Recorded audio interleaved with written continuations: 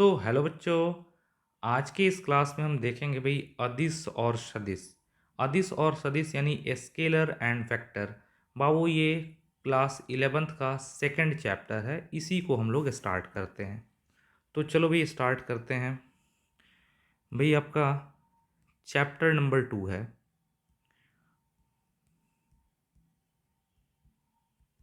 Chapter number 2 और chapter number 2 का नाम है अदिश और सदिश। अदिश और सदिश। बाबू अदिश को कहते हैं स्केलर और यानी एंड, सदिश यानी वेक्टर। बाबू अदिश और सदिश यही आपका चैप्टर है, स्केलर एंड वेक्टर।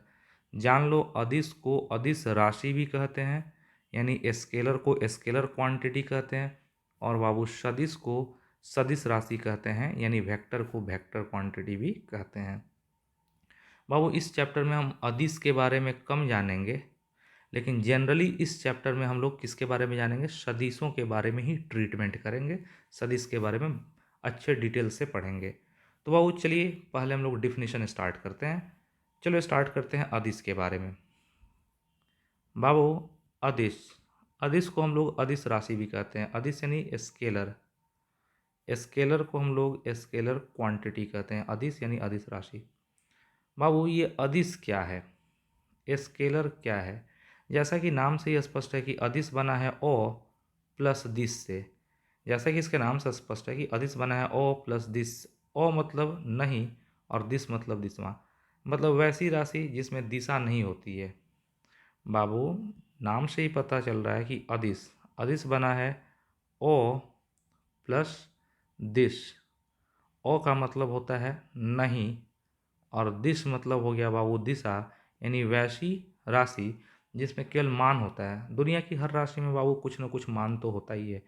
वैसी राशि जिसमें मान होता है, यानी मान यानी परिमाण, जिसको मैग्नीट्यूड भी कहते हैं। तो वैसी राशि जिसमें केवल मान होता है और दिशा नहीं होती है, तो वैसी राशि जिसमें मान यानी मैग्नीट्यूड, वैसी राशि जिसमें मैग्नीट्यूड यानी मान होता है लेकिन कोई दिशा यानी डायरेक्शन नहीं होता है, उसी को बाबू अदिश राशि कहते हैं।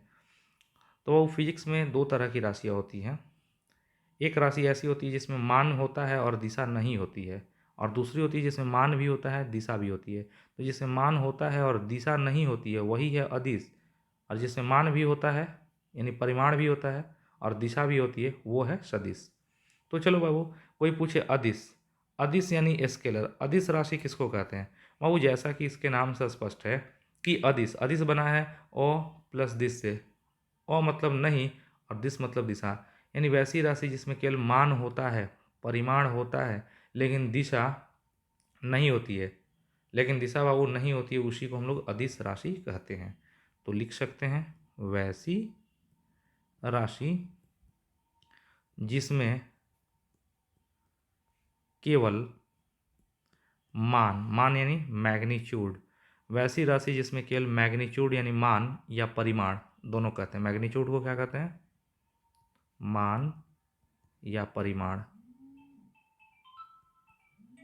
तो वैसी राशि जिसमें मैग्नीट्यूड यानी बाबू वैसी राशि जिसमें केवल मैग्नीट्यूड, मैग्नीट्यूड यानी मान या परिमाण यानी वैल्यू होता है, वैसी राशि जिसमें मैग्नीट्यूड यानी केवल मान होता है, कोई दिशा नहीं होती है, दिशा की बात ही नहीं, कोई दिशा नहीं होती है, उसे ही स्केलर या स्केलर क्वांटिटी कहते हैं। उसे ही स्केलर क्वांटिटी कहते हैं। तो बाबू अगर कोई पूछे कि अदिश राशि किसको कहते हैं, तो वैसी राशि, बाबू अदिश मतलब जिसमें मान तो होता है लेकिन दिशा नहीं होती। अदिश मतलब ओ प्लस दिश मतलब जिसमें दिशा नहीं हो। तो वैसी राशि जिसमें केवल मैग्नीट्यूड यानी मान तो होता है, वैसी राशि जिसमें केवल मैग्नीट्यूड यानी मान या परिमाण तो होता है लेकिन कोई दिशा नहीं होती, कोई दिशा नहीं होती है, उसे ही अदिश राशि कहते हैं। बाबू अगर अदिश का एग्जाम्पल दे दें तो द्रव्यमान। बाबू द्रव्यमान अदिश राशि, द्रव्यमान यानी मास। बाबू दिखा रहे हैं कैसे द्रव्यमान एम अदिश कैसे है? जैसे हम कहते हैं कि एक वस्तु का द्रव्यमान 5 kg है, ये वस्तु इस वस्तु का द्रव्यमान बाबू 5 kg है, तो हम ऐसा नहीं ना कहते हैं कि वस्तु का द्रव्यमान 5 किलो इधर है या 5 किलो इधर है या इधर है या इधर है। तो हमको इस वस्तु के द्रव्यमान को बतलाने के लिए बस एक मान चाहिए, वैल्यू चाहिए, और द्रव्यमान को बतलाने की दिशा इधर उधर इधर उधर नहीं चाहिए, तो दिशा नहीं चाहिए। तो ये द्रव्यमान अदिश राशि है। तो बाबू इस द्रव्यमान को बतलाने के लिए केवल मान चाहिए और कोई दिशा नहीं चाहिए, तो द्रव्यमान अदिश राशि है। लंबाई बाबू, लंबाई भी अदिश राशि है। लंबाई यानी लेंथ, लंबाई को एल से डिनोट करते हैं।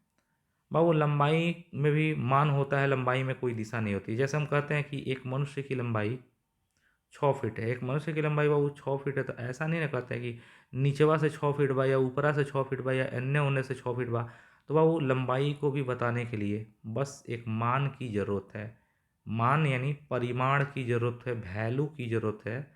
लंबाई को बतलाने के लिए दिशा की ज़रूरत नहीं है।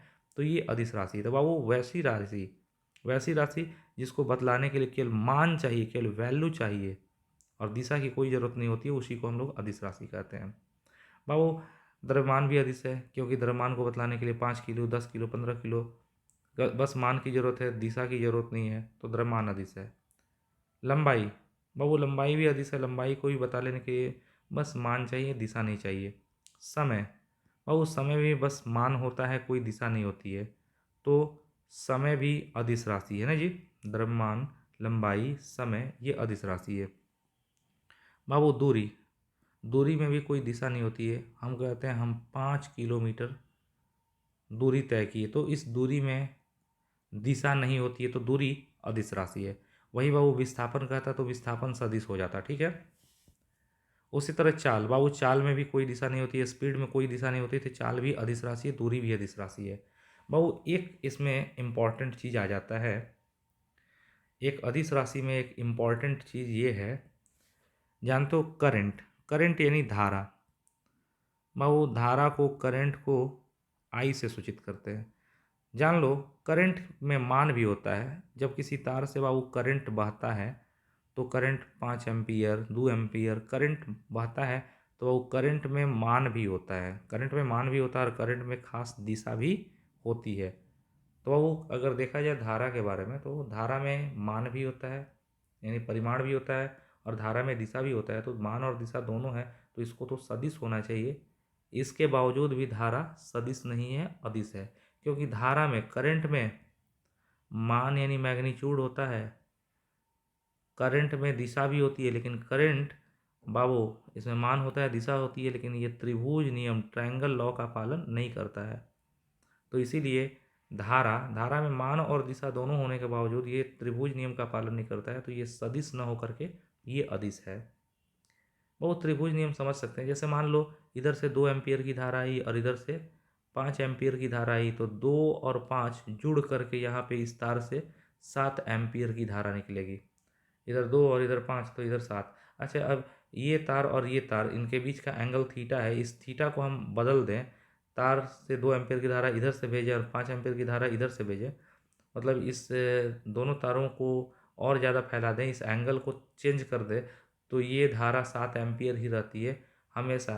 2 और 5 मिल के 7 होगा, तो ये धारा नहीं बदल रही है, यानी ये त्रिभुज नियम का पालन नहीं हो रहा है। बाबू जानते हो, अगर सदिश रहता नहीं ये सदिश, तो एंगल, ये एंगल चेंज करने पर धारा भी बदलता। अगर ऐसा होता तब जा कर के धारा सदिश राशि था, लेकिन ऐसा होता नहीं है। धारा में बस केवल मान भी होता है, दिशा भी होती है कि हाँ इस दिशा में हमारा मान भी है, दिशा भी है, लेकिन ये त्रिभुज नियम का पालन नहीं करता, इसलिए धारा सदिश न होकर के अदिश है। चलो भाई, तो हम लोग यहाँ तक तो समझ गए हैं अदिश क्या है ना जी। अब अदिश के बाद तो लिख सकते हो ना भाई कि वैसी राशि जिसमें केवल परिमाण यानी मान होता है, लेकिन कोई दिशा नहीं होती है, उसी को अदिश या अदिश राशि कहते हैं। बाबू अब देखते हैं बड़ा इम्पॉर्टेंट चीज़ जिस पर हम लोग सबको ध्यान देना है। बाबू दूसरी चीज़ देखते हैं, सदिश, सदिश या सदिश राशि। बाबू सदिश को वेक्टर या वेक्टर क्वांटिटी कहते हैं। बाबू सदिश किसको कहते हैं? नाम से ही पता चल रहा है सदिश। बाबू सदिश शब्द बना है, सदिश बना है 100 प्लस दिस से। सदिश बराबर 100 प्लस दिस। 100 मतलब होता है 7 और दिस मतलब दिशा, यानी बाबू ये दिशा के साथ होगा, यानी इसमें मान तो होगा ही होगा और साथ साथ दिशा भी होगी। तो बाबू बताओ सदिश, जैसा कि इसके नाम से स्पष्ट है कि सदिश बराबर 100 प्लस दिस। 100 मतलब 7 और दिस मतलब दिशा, यानी दिशा के साथ, दिशा के साथ। तो वैसी राशि जिसमें मैग्नीट्यूड यानी मान भी होता है और दिशा भी होती है। और बाबू केवल दो चीज़ जरूरी नहीं है, सदिश में मान भी होना चाहिए, दिशा भी होनी चाहिए, और वो त्रिभुज नियम का पालन भी करे। तो वैसी राशि जिसमें मान हो यानी मैग्नीट्यूड हो, दिशा हो और त्रिभुज नियम का भी पालन करे, उसी को हम लोग सदिश राशि कहते हैं। तो भाई सदिश की परिभाषा बन गई। सदिश या सदिश राशि क्या है? तो जैसा कि इसके नाम से स्पष्ट है कि सदिश बराबर 100 प्लस दिस। 100 मतलब 7 और दिस मतलब दिशा, यानी दिशा के साथ। तो वैसी राशि बाबू दुनिया के हर राशि में मान होता है, तो वैसी राशि जिसमें मान यानी मैग्नीट्यूड भी हो और दिशा भी हो और वो त्रिभुज नियम का भी पालन करे, उसी को सदिश राशि कहते हैं। वो एग्जाम्पल के तौर पर हम लोग अगर विस्थापन को देखें तो विस्थापन सदिश राशि है। क्यों? अगर हम यहाँ से यहाँ तक जाते हैं, किसी रास्ते पर ए से अगर हम बी तक जाते हैं, अगर टेढ़े रास्ते से भी बाबू ए से हम बी पर जाए ना, तो हमारा विस्थापन सीधा वाला ही होगा और विस्थापन में एक खास दिशा होगी, प्रारंभिक स्थिति से अंतिम स्थिति की ओर। तो विस्थापन में बाबू दिशा है, तो विस्थापन सदिश राशि है। उसी तरह बाबू एक और एग्जाम्पल देते हैं, बल। विस्थापन भी सदिश राशि है, क्योंकि हम टेढ़े रास्ते पे भी जाएं तो विस्थापन तो सीधा वाला होता है, सीधा वाले में दिशा होती है प्रारंभिक से अंतिम स्थिति की ओर। उसी तरह बाबू अगर बात करें तो बल, बल भी सदिश राशि है। बल यानी फोर्स। बाबू बल को एफ से डिनोट करते हैं। बल भी सदिश है, क्योंकि बल में मान भी होता है, दिशा भी होती है और वो त्रिभुज नियम का पालन भी करता है। बाबू एक बात बताओ, ये फर्श है, इस फर्श पर एक वस्तु है। बोलो, ये फर्श है, इस फर्श पर एक वस्तु रखी गई है, इस वस्तु पर तुम 10 न्यूटन का बल अगर इधर लगाओ, एक वस्तु है फर्श पर, 10 न्यूटन का बल बाबू अगर इधर लगाओगे वस्तु पर, तो ये वस्तु किधर भागेगी? इधर चल पड़ेगी ना जी। ये वस्तु बाबू इधर चल पड़ेगी, इधर। वस्तु पर बाबू 10 न्यूटन का बल इधर लगाओगे तो वस्तु इधर चल पड़ेगी। अब बोलो, यही वस्तु था, इसी फर्श पर रखा था, लेकिन तुम बल को अब अलग दिशा में लगाओ। बाबू बल को अगर 10 न्यूटन ऐसे नहीं लगाओ, थोड़ा 10 न्यूटन अगर तिरछा लगाओगे, 10 न्यूटन, तो बल का प्रभाव इस समय वही नहीं रहेगा, अलग हो जाएगा। क्यों? बल अलग दिशा में लग रहा है तो इसका प्रभाव अलग है। बल की दिशा बदल दिए बाबू, 10 न्यूटन ही लग रहा है इस वस्तु पर, तो अब वस्तु इस तरह चलने पर तेज चलेगी, और तिरछा लगाएंगे तो उतना तेज नहीं चलेगी वस्तु ना जी। बाबू इसका मतलब देख रहे हो कि बल की दिशा चेंज कर रहे हैं तो बल का प्रभाव भी क्या हो जा रहा है? चेंज हो जा रहा है। अगर वस्तु पर 10 न्यूटन का बल बाबू इधर से लगाओ, 10 न्यूटन का बल लगाओ इधर से लगाओ, तो अब ये वस्तु नहीं चलेगा। तो बाबू देखा जाए तो बल में मान तो है ही है, 10 न्यूटन बल में मान है ही है, और साथ साथ ये दिशा पर भी निर्भर कर रहा है। क्यों? किसी वस्तु पर बाबू बल इधर लगा रहे हैं तो बल का प्रभाव अलग है, ऐसे लगा रहे हैं, ऐसे लगा रहे हैं, अलग अलग अलग एंगल पर बल लगा रहे हैं तो बल का प्रभाव अलग अलग है। यानी बल में मान तो है ही है, परिमाण तो है ही है, मान यानी वैल्यू है ये है, और साथ साथ दिशा भी है कि अलग अलग एंगल पर उसका प्रभाव अलग अलग है। तो बल में मान और दिशा दोनों है, और बाबू बल त्रिभुज नियम का भी पालन करता है, इसलिए बल सदिश राशि है। तो बोलो, वैसी राशि जिसमें मैग्नीट्यूड यानी मान होता है, दिशा होती है यानी वो दिशा पर भी निर्भर करता है, और वो त्रिभुज नियम, एक्चुअली वेक्टर एडिशन लॉ कहेंगे इसको। तो वैसी राशि जिसमें मान और दिशा दोनों होती है और वो त्रिभुज नियम का भी पालन करता है, उसी को सदिश कहते हैं। बाबू हम तो अदिश और सदिश समझ गए। अब मेन चीज जो है ना बाबू, इस चैप्टर का मेन चीज है सदिशों का निरूपण, जिसको हम लोग समझेंगे एक एक करके। बाबू बड़ा इंपॉर्टेंट चीज है सदिशों का निरूपण, यानी सदिश का निरूपण किस तरह सदिश को व्यक्त करेंगे। और सदिशों का निरूपण यानी रिप्रेजेंटेशन ऑफ वेक्टर्स।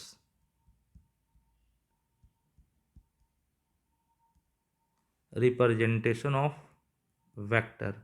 बाबू हम लोग अदिश और सदिश दोनों की परिभाषा जान लें। अदिश मतलब जिसमें केवल मान हो और दिशा नहीं हो वो अदिश होगा बाबू, और सदिश मतलब जिसमें मान भी हो दिशा भी हो और वो त्रिभुज नियम का भी पालन करे वो सदिश होगा। लेकिन बाबू आज तक हम लोग अभी तक नहीं देखें कि सदिश को दिखाया कैसे जाता है।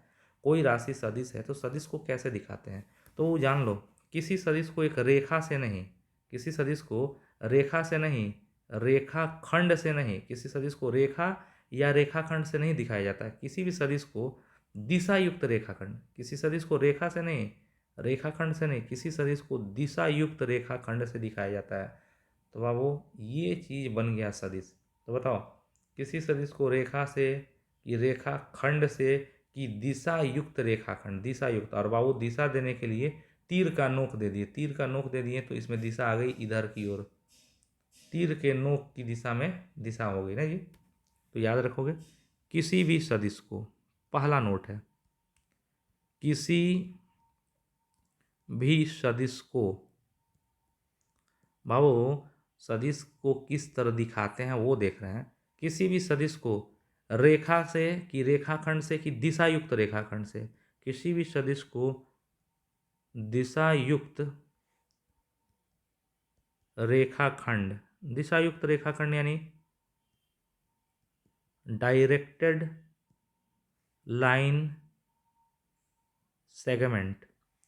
किसी भी सदिश को बाबू, किसी भी सदिश को दिशा युक्त रेखाखंड, दिशा युक्त रेखाखंड यानी रेखाखंड नहीं, रेखाखंड नहीं, दिशा युक्त रेखाखंड से सूचित करते हैं। तो बाबू ये दिशा युक्त रेखाखंड है, ये रेखाखंड था इसमें दिशा दे दिए, तीर का नोक दे दिए, तो ये चीज बन गया सदिश। तो किसी भी सदिश को दिशा युक्त रेखाखंड से सूचित करते हैं।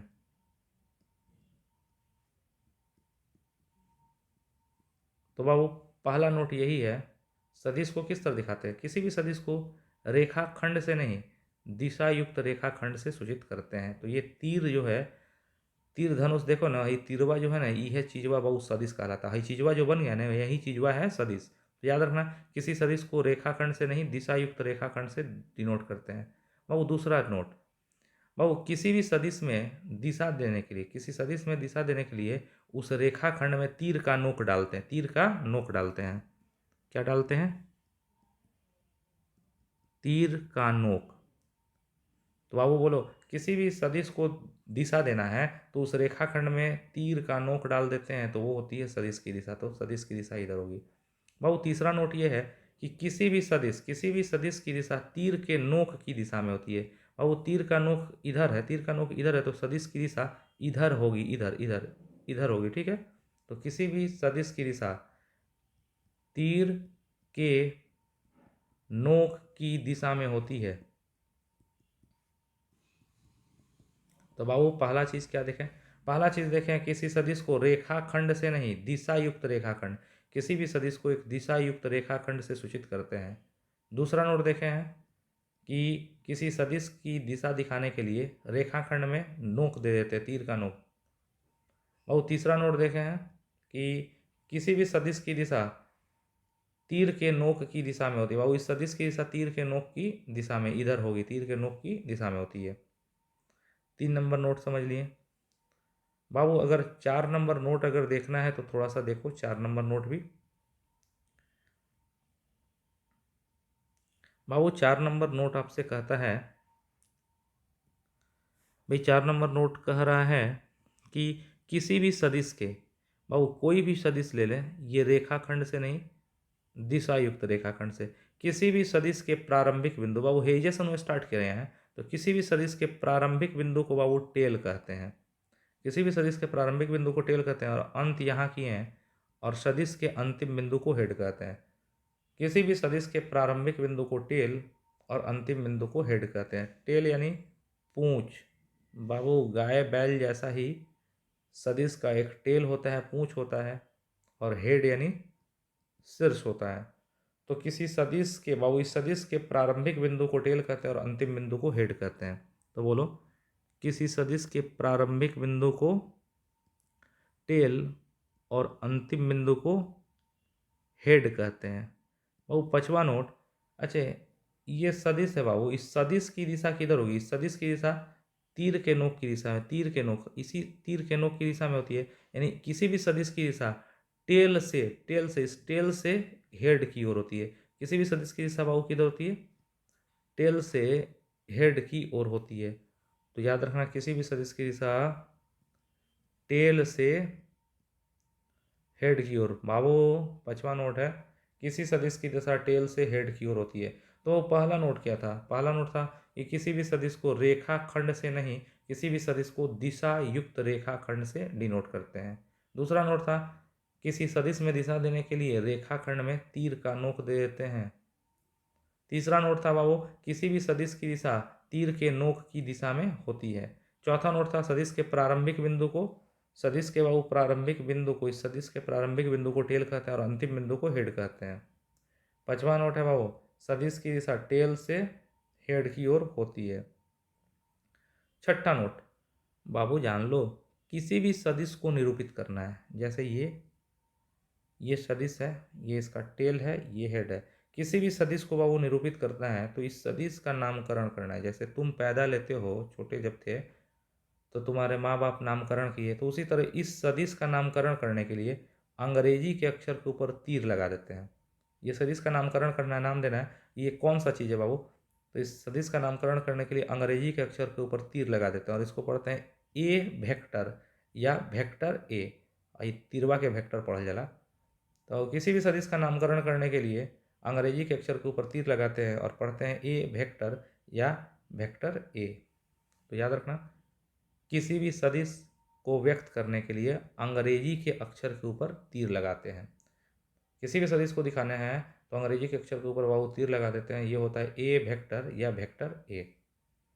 हमेशा याद रखिएगा, अंग्रेजी के अक्षर। या कभी कभी बाबू ऐसा होता है कि इस सदिश को लिखना है ना, तो सीधा नहीं लिखते हैं, इसको सीधा नहीं, इसको bold italic letter, italic letter, Italian letter जो होता है ना वो तिरछा होता है। इंग्लिश लेटर सीधा होगा लेकिन इटालियन लेटर छोटा तिरछा होता है। तो कभी कभी सदिश को बाबू व्यक्त करना है तो अंग्रेजी के अक्षर के ऊपर तीर लगा दो। अगर तीर लगाने का नहीं मन है तो ए को इटैलिक लेटर में लिखो, ये ए है, ए को बोल्ड इटैलिक लेटर, बोल्ड। तो वो बोल्ड, ये सिंपल ए है तो सिंपल ए नहीं, इटैलिक ए, इटैलिक मतलब थोड़ा तिरछा होगा, इसको बोल्ड इटैलिक लेटर में भी लिखते हैं। तो ये भी हो गया ए वेक्टर। तो अब वो किसी भी सदिश को निरूपित करना है तो अंग्रेजी के अक्षर के ऊपर तीर या बोल्ड इटैलिक लेटर में लिखा जाता है। सातवां बात बाबू ध्यान दीजिएगा, सातवां बात ये है कि बाबू सातवां ये है कि आपको किसी भी सदिश, ये मान लो सदिश है बाबू, ये सदिश है, सदिश को हम लोग दिशा युक्त रेखाखंड से सूचित किए हैं। सदिश का ये टेल है, सदिश का ये हेड है। इस सदिश का नामकरण करना है तो ए वेक्टर कह दिए, ये सदिश का नाम दे दिए ए वेक्टर। अच्छा, किसी भी सदिश, इस सदिश का टेल से हेड तक की लंबाई, बाबू टेल से हेड तक की ये जो दूरी है ना, इस सदिश को कहते हैं, इसको कहते हैं इस सदिश का परिमाण। किसी सदिश के टेल से हेड की दूरी को, इस दूरी को, इस लंबाई को कहते हैं सदिश का मान या सदिश का परिमाण। और बाबू किसी भी सदिश का टेल से हेड तक का दूरी, ये दूरी निकालना, लंबाई निकालना है तो इस सदिश को बाबू वेक्टर ए को मॉड में रख दो। बाबू अगर टेल से हेड के बीच की दूरी निकालनी है तो वेक्टर ए को तुम मॉड में रखो, मॉड में रखोगे तो ए वेक्टर का तीर है, तीरवा हट जाएगा, सीधे मिलेगा ए, और ए होगा यहाँ से यहाँ तक की लंबाई। बोलो, ये है बाबू वेक्टर बी, ये वेक्टर है, इस वेक्टर का नामकरण किए वेक्टर बी। और वेक्टर बी में टेल से हेड तक की दूरी चाहिए, इस वेक्टर बी की लंबाई चाहिए, यानी टेल से हेड तक की दूरी, टेल से हेड तक की दूरी चाहिए तो वेक्टर बी को किस में रख दोगे? मॉड में रख दोगे तो मिलेगा बी, और बी होगा बाबू वेक्टर बी की लंबाई। तो याद रखिएगा, किसी भी वेक्टर की लंबाई को ही वेक्टर का मान कहते हैं, परिमाण कहते हैं। और किसी भी वेक्टर की लंबाई निकालने के लिए, टेल से हेड के बीच की दूरी निकालने के लिए उस वेक्टर को मॉड में रखते हैं तो ए मिलता है। तो बाबू बोलो, किसी वेक्टर का मैग्नीट्यूड अर्थात मान निकालने के लिए, किसी भी सदिश का मान निकालने के लिए उसको मॉड के चिन्ह के अंदर रखते हैं। तो वेक्टर ए का मान निकालना है तो वेक्टर ए को मॉड में रखेंगे, तो ए वेक्टर को मॉड में रखने से बाबू ये तीर हट जाता है, ये तीर हट जाएगा, ए मिलता है। ठीक है। और बाबू लास्ट 8वां नंबर नोट। बाबू एक छोटा सा बात बताओ, देखने में ही पता चल रहा है इस वेक्टर की लंबाई ज़्यादा है, ये बाबू वेक्टर ए है, वेक्टर ए की लंबाई ज़्यादा है तो इसका मान ज़्यादा है। ये बाबू वेक्टर बी है, इस वेक्टर बी की लंबाई कम है यानी मान कम है, इसका परिमाण कम है। वेक्टर सी का मान और कम है, वेक्टर डी का मान और कम है, वेक्टर ई का मान और कम है। बाबू ये वेक्टर है, ये वेक्टर ए है, वेक्टर ए लंबा बना है यानी इसका मान ज़्यादा है, इसका मान कम है, इसका कम है, इसका कम है, ई का और कम है। तो वेक्टर की लंबाई जितनी ज़्यादा होगी उसका परिमाण ज़्यादा होगा, लंबाई कम होगी तो परिमाण कम होगा। तो यानी वेक्टर की लंबाई, किसी वेक्टर की जो लंबाई होती है उसके परिमाण के सीधे क्या होती है, समानुपाती होती है। तो बाबू यही 7 नोट्स थे, 8 नोट्स थे। तो सारे नोट्स को एक बार रिकैप करते हैं, फटाफट एकदम ध्यान दे देना।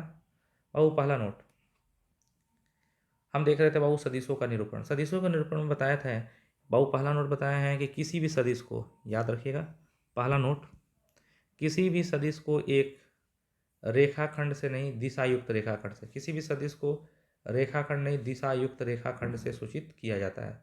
बाबू दूसरा नंबर नोट बताया है किसी भी सदिश में दिशा दिखाने के लिए, किसी भी सदिश में दिशा दिखाने के लिए उस रेखाखंड में तीर का नोक दे देते हैं, तीर का नोक दे देते हैं।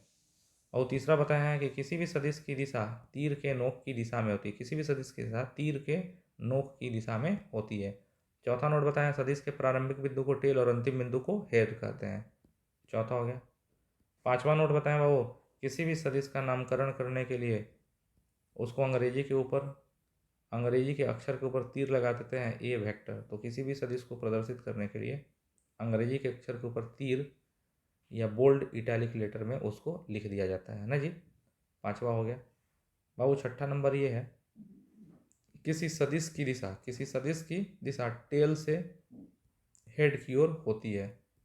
सातवां नंबर है बाबू, किसी भी सदिश की टेल से हेड तक की लंबाई निकालने के लिए, किसी भी सदिश की टेल से हेड तक की लंबाई निकालने के लिए उस सदिश को वेक्टर ए को मॉड में रखते हैं तो तीर हट जाता है और ए मिलता है, वो होता है सदिश की लंबाई।